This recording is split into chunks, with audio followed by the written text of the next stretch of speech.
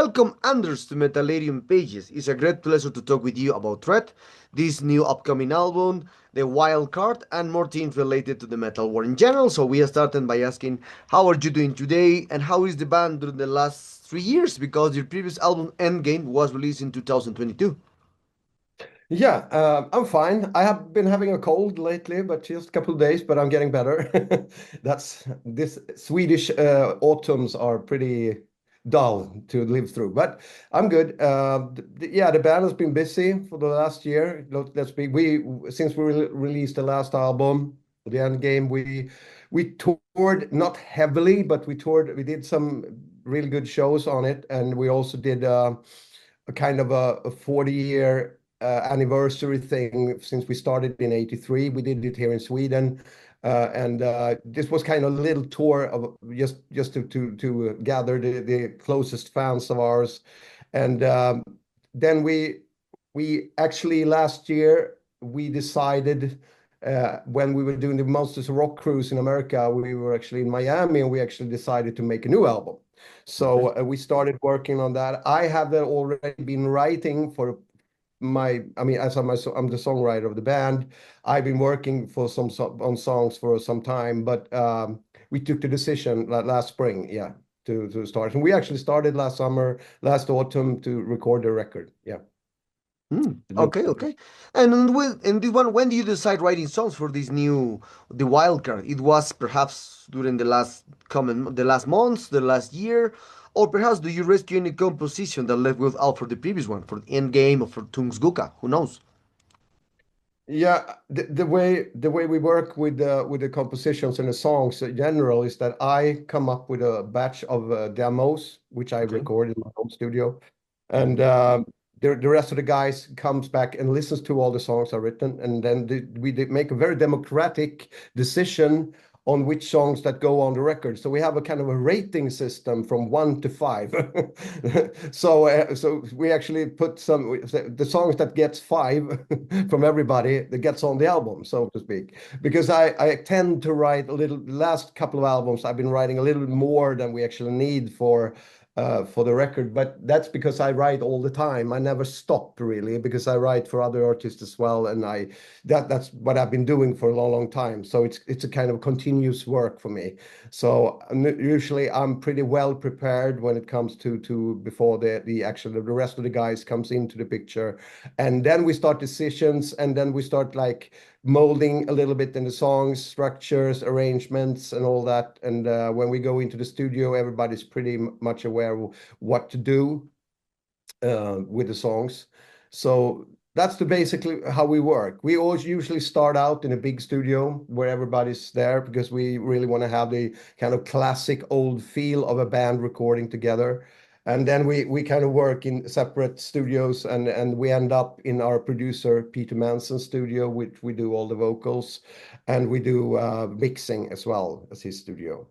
And then we master it with a guy in Finland actually called Svante, who's very, very good in Helsinki, and that's the team actually we work with. Okay, okay, okay. So you said it. So one thing is that about the album is, well, the band is started in the 80s at the great era for the hard rock especially. Now Yeah. more will be just more than, yes, will be more for the 40 years since the band started. So, well, since the band started. So in this kind of situation, so how many things changed since the band started in 1984 and now more than 41 years now? We actually started in '83, so it's actually 42. 42. The first single came out in '84, which was called Too Wild. So yeah, there's a big difference in a lot of ways. When we started, we were very young. We were this was all new to us, and we were really excited. We got signed by a major label, and we got a really big success with our first album here in Scandinavia. We toured very heavily. We did over 100 shows in Scandinavia in the first year. We also did some support tours with Wasp, for instance, and we did some, but not a lot of support things in the beginning. But the '80s, as such, the whole era was, this kind of melodic hard rock music that we represent was kind of the mainstream hit music at that time. You know, all the bands that came up in the 80s. I mean, Bon Jovi, Def Leppard, everything. Everybody had hits and was kind of this was kind of the mainstream chart stuff.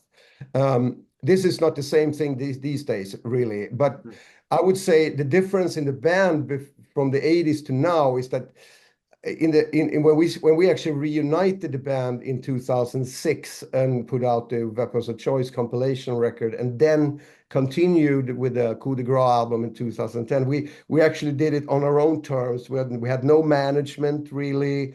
We took all the decisions, which was good because we could concentrate in mainly the most important things and the right reasons for doing this. And this was the music and the camaraderie in the band. And I mean, this was the main reasons we did reunion again. And before that, it was a little different because in the late 80s, you know, there was a lot of pressure on me, you know, come up with this, you got to make this a hit song, you got to make this, and all this major thinking was in motion. And that didn't really work when it worked okay for us, but it was much easier to put everything together when we actually had to make the decisions on our own. Now we work with Frontiers Records, and it works really great because we make the decisions on the music end, and then we collaborate very heavily when it's time for record to be released. Okay. So into this topic, one thing that you said it was, for example, is about now the changes, the expectation to release a new album, and more things related to this. So, but either way, a new album, it is a new album. In some ways, a lot of musicians is continue to wait or continue to see the expectation of how we will how the fans, how the people, the media will receive a new album. Do you still have the same sensation when you release your first album when you release your first album in 1985, or something changed perhaps? Music, I can say, yeah, there's a little difference to it. I mean, we're kind of used to doing this, but the excitement of getting a new album done and ready to go is the same. And I truly believe that we wouldn't be together if it wasn't that way, you know, because I mean, it's not something we have to do. This is not our main occupation. We do other things as well. Everybody has other jobs to do. So it's not a living for us to do the tree thing. It's mainly because we want to play together and we want to make music together and we want to go out and play live. So it's basically that's the reason why we do it. At the same time, we still have a lot of hardcore fans that still has a lot to say about the music we make. And for them, if they weren't there, we wouldn't be here. I mean, that's the reason we also go on, because we know we have an audience. We build a trademark with the name and over the years, and we can still tour basically all over the world if we wanted to. We are going to be doing that more this time around than we have done in the last couple of 2, 3 years, 4 years back.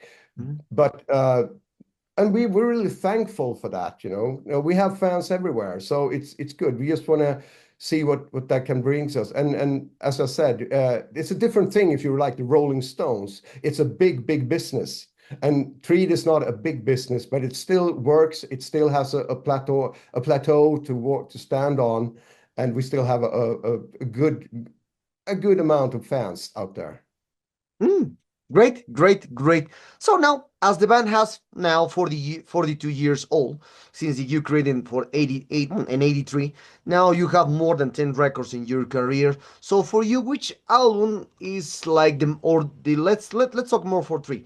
So which are the three milestones in the career for Threat?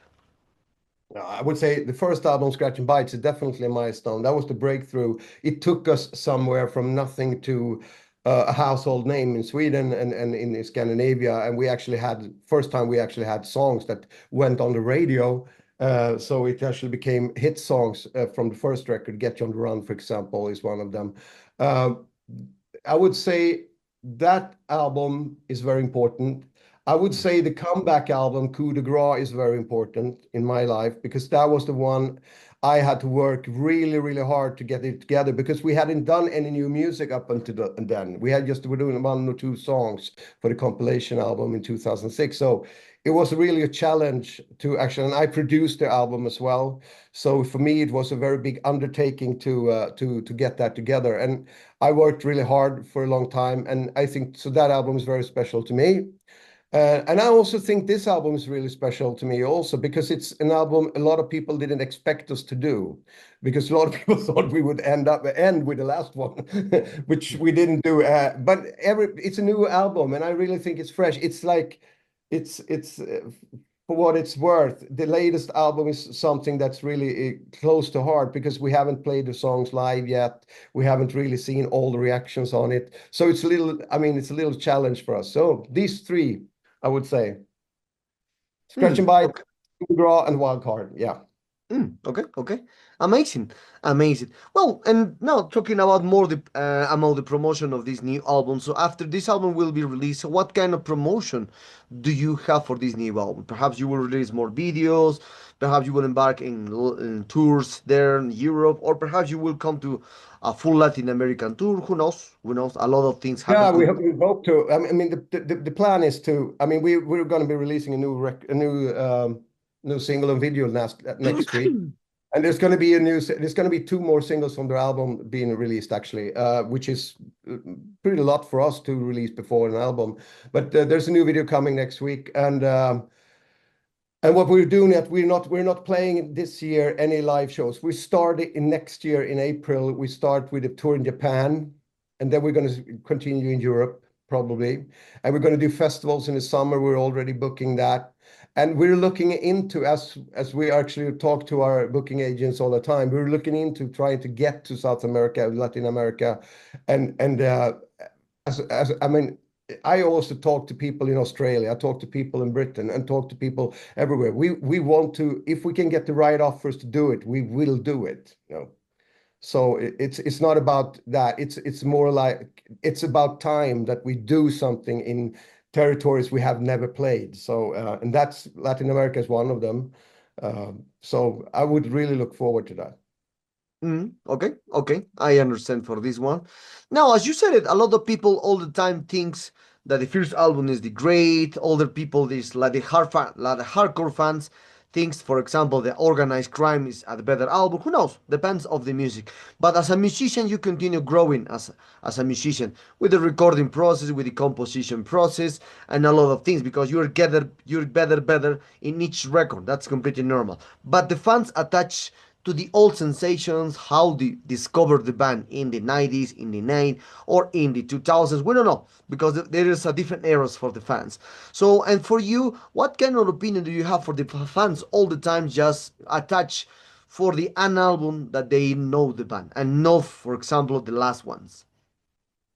Oh, yeah, I mean, I can fully understand that fans have their favorite albums in a catalog of 10 albums, so to speak. And I do when I listen to bands. I have favorite albums from my when I grew up. I mean, music has a certain role in your life at a certain time. I mean, if I grew up in a certain and I heard a song for the first time and it's like it blew me off the of the floor. I mean, I'm always going to remember that, And there's some fans that still has that. I mean, the first album, or the Organized Crime, or the Dream Hunter album, for that matter. And a lot of fans come up to me and say, "Yeah, I discovered you with the new records last year," and it's like anytime. I mean, if they get into the band late, they can go back and listen to what we've done before. They can also, if they followed us all the time, they also understand that this album won't sound like the Organized Crime album, even if some people uh, do they actually say, "Oh, I think it sounds more like this or this." It's fine. I mean, they can compare it to any album they want to, or it's fine with me as long as they like what they hear. We never set out to make 2 albums sound the same. That wasn't really my plan, and it's not really. I want to have a great catalog of songs, which I think we have, and to try to treat as a whole spectrum of a whole career of songs that you can choose from, and you're always going to have your favorite albums within that time, and it's it's your own personal taste, you know. Okay, okay. Well, other topic that, as you denoted in the recent years, is like the hard rock returning with a new bands. For example, Hit has a huge successful career. Eclipse has another band that's also played here in Latin America and more things now. Obviously, it's not like the 80s when they get more attention with the hard rock stuff and more things, man. But now, as a lot of bands are appearing and also all bands are returning with the new albums, etc. How do you think about this topic that the hard rock are like a revival, hard rock in general around the world? I hope you're right, but I would say a lot of this music has kind of a more of an underground following than because we're not really the hard rock scene, the melodic hard rock scene is very vital and works, and there are a lot of great bands, especially from Sweden, I think, that do tour everywhere, and like as you said, Heat and Eclipse, and it's all friends of ours. We've been playing together with them in a lot of shows, not no, not on tours. We did a European tour together with Heat in 2010, actually. But the thing is that you have to be very you have to be very careful and really try to connect with your fans, because the media and the media outlets like radio or whatever you have, I'm not thinking that it's more like that important anymore, Mhm. like it was in the 80s, but I think as you have the YouTube, you have your platforms, you can listen to music anywhere.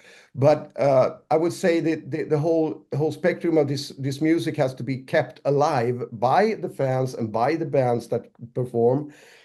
And as long as that's happening, this music will live on because it has a certain connection with people. And I believe that even if it's not like the ordinary chart stuff anymore, it's still alive. It's still out there, but it has to be some kind of level for bands to tour on, because it's very expensive to go on tour in a long far away territory, and you have to plan that very carefully to do so. But if you manage to do that, I mean, you're fine. Mhm. Okay, okay, okay. Other topic that I know I want to ask you about people that are like born in the hard rock stuff is that you can see like if we were talking about for the new bands especially because a lot of bands are continue following your influence from the 80s. A lot of bands influence from the 80s with bands for new one. So and for so many bands is that like impossible to get away for the new sounds with the hard rock for with melodic rock or air music or this kind all these kind of styles because all these kind of bands attach to the old era like the sounds with Tread, Motel Crew, Def Leppard, etc., and the Yeah. list continue going, etc. So in this situation, do you think that the hard rock has will have a new approach with the new bands, with a different sounds, but beyond of the usual influence from the 80s? Yeah, I mean, I think there's a pretty good example of that in bands like Ghost, for instance. I mean, what Tobias has done with that is that he dressed it very strongly in an image, but there's still it's very much like the 80s type of songs structures, and a little different, so little here and there, but I think it's virtually impossible to break something sounding like I'm trying to be very harsh here. If Mm-hmm. you can be, I mean, I've been trying this, I've been saying this for a long time. You can write the best AOR song in the world, but you won't get a hit with it these days. You could in the 80s, because Mm-hmm. then was an open market for that kind of music. So I think that every band that kind of jumps on this, there's a lot of bands that came along after, long after us, that like is a generation younger than we are, that kind of takes the whole image of the 80s to their heart, and the clothing and everything, and that's fine. It puts a smile on my face, but I think it just reaches a certain level. The bands you talk about, Def Leppard, Motley Crue, they can survive on the strength that they already sold so many records. They Mm-hmm. made it to stadium status already, so they still have a lot of audience out there, which makes a good business for them to go out and tour, and that's why they do it. for bands like us, it has to be about the music, and it has to be the reason to do it is the music, because it's not the money. There is not that enough money to get any people into it. So we have to do it because we love it, you know. And but to change that, I'm not sure actually. I'm not sure that that's going to be. I mean, I can be wrong. There can be an artist tomorrow coming along that just flips the whole thing on its head and just do the same thing we did, but in a little different way. And but that's going to be because the artist, him or her, are so interesting in a way. I mean, like there's always artists coming along, like Youngblood, for example, who just broke through really big, and he's trying to take every rock star he's seen in his life together in one person. And it's like, that's the way to do it somehow, you know, but you have to be very charismatic to do it. I think it's more about the artist than the actual song in that matter, so to speak. Okay, okay, okay. Now, well, another topic that is completely normal into the especially into the hard rock or into the rock and hard rock in general or metal in general. So there's a lot of stuff happen with the technology now. As you can see, just the bigger bands has the approach to play live shows, for example, with amps, with a crowd. But the smaller bands now has they're not playing with amps. They're not playing just with the crowd involved of the sound of the just playing with plugins direct to the console. Just one people in charge of everything. No people as hanging or carry more amps, carry the effects for the guitar and more things. A lot of things happen for the producers. For the producers, it's good because the producers don't need to invest more in this in the live show. But for the bands, the band some bands are arguing about the situation of this.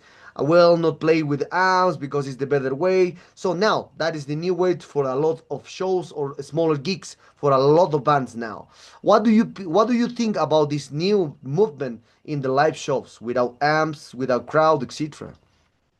Yeah, as a guitar player, there is always going to be the romantic way of seeing the amp and cabinets and all that, you know, and feel the air blowing in the back of your when you play. I mean, the volume and all that. But the truth is that the digital way of actually putting guitar amps, you know, just like floorboards these days, is so good, and the emulations are so good. So it's very hard to say that, okay, let's carry this gear when we can actually, you can carry your amp in your bag. You know, Mhm. it's a much easier way. And I still, I mean, I do use both. I use both ways when I play live. I have a digital amp as well, but I play it through a normal amp and cabinets on stage, because I need the sound, because I need the balance between the drums and that's how we use it. We use live cabinets on stage, but we still use the digital way of guitar tone, which is fine. I mean, this is so developed and so much better than it ever was before. But you still have to have that kind of, if you play like with in-ear systems, you don't hear anything on stage, it's quiet and all that. But but I think, I mean, there's always going to be bands that totally diss that and go fully analog and do it the old way. And there's going to be bands that take it far enough to the future. But it's also a lot of bands that use a lot of tracks live, and you don't know if they actually perform live anymore. I've seen a lot of bands that there's a guy who's the bass player is missing, but there's a bass in the PA system, you know. So it's like, yeah, what's true or not true? I mean, you have to. That's up to the listener and the people actually watching the show. If you can deliver, we were brought up in a rehearsal basement. We did our 10,000 hours of rehearsing, Mhm. so we can play our songs fully live, no problem. That's actually how we do it. But I don't really despise any way of doing it. It's just how you can present a great show. But the digital era is here to stay. The amp, the way the guitars and bass and everything works today is different, you know. So Hmm. you just have to choose wisely if you're what your preferences are. Okay. So, and this topic that you said, that a lot of things change, especially in the music industry, because now the people listen to music now with the records. I'm still a fan for the record because I'm over 40 years, so I prefer to hear a music with the album, with CD, my play in my equipment, etc. But now the new generations plays different with digital platforms, with singles, or a lot of things happen. So, and in this situation, that's now how the music industry works nowadays, with a lot of singles and digital platforms. So for you, what ideas would you change with the current music industry, that the musician will be more product, so that receive more productive things for them? Yeah, I mean, the whole format of the singles format as such, releasing a song and it Mhm. becomes you know, that's the kind of mainstream way of doing it these days. We are an album band. We always released albums. We can surely release a lot of singles before an album is out there, but we want to, and I think our fans.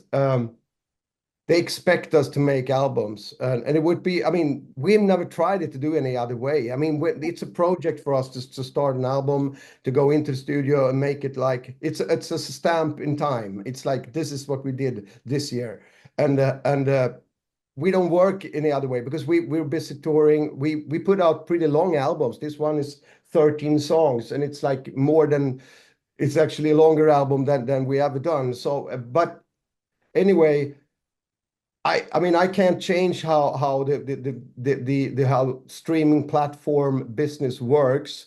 I can have my opinions about it, and I think for some artists it's really good. For us, who's also relies a little bit still on the physical sales market of albums, we do sell both CDs and vinyl albums to a lot of fans, and for that reason, we will put out albums, you know, because that's, some of our fans still buys that stuff and listen to us on streaming platforms, but they buy the record, and we're thankful because that makes the album worthwhile. I mean, it gives us a decent budget to make another album, you know. So because it's very, Okay. very hard to, yeah, because streaming, the whole streaming thing is not very profitable for a band like us. It's not. Okay, okay. And one of the last questions from this interview, Anders. So is what that one thing that you said it. Now the technology helped a lot of people to release albums, to get more equipment, especially for live presentation or in production in the studio. But with this kind of situation of technology, you can see that a lot of records in all styles, not just metal or rock and or hard rock, and all styles sounds amazing, sounds incredible. No bad records now. You remember the 80s? I was in the 80s. Some bad records. It was bad records at that moment. That's completely normal because for the technology, for the musician, etc., for the band. But now you have 30 releases per weekend, and all these 30 releases per weekend sounds amazing. Great musicians, great singers, great everything. Even the cover art with AI, it's a great one. So there's no bad records now. But now, what do you think about now this whole movement in the rock industry, metal industry, in general, in the industry, that all records sounds amazing now? No bad records nowadays. You want to hear my honest opinion on that one? I'm a music teacher. I play. I usually spend my days with young people, you know, and I tell them all the time. I ask them, why do they still go back to listen to old records when they try to learn a song? They don't listen to modern music. They listen to AC/DC. They listen to Iron Maiden. They listen to a lot of old stuff because, and this is very important, there was a personality in the presentation of that music. There was a, these days everybody can use the same computer programs, and I'm a producer myself. I've worked a lot in the studio. I know exactly what you can do.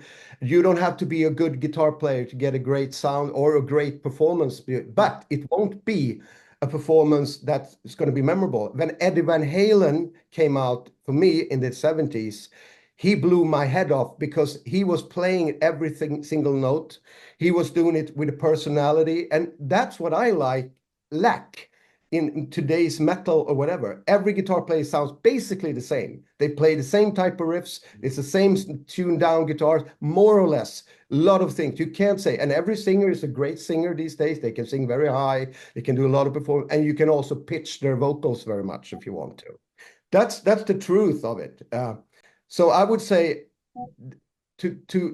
I don't think young people really react that way, even if they are used to perfect vocals, perfect guitar. I mean, the editing and everything, the timing, everything is perfect.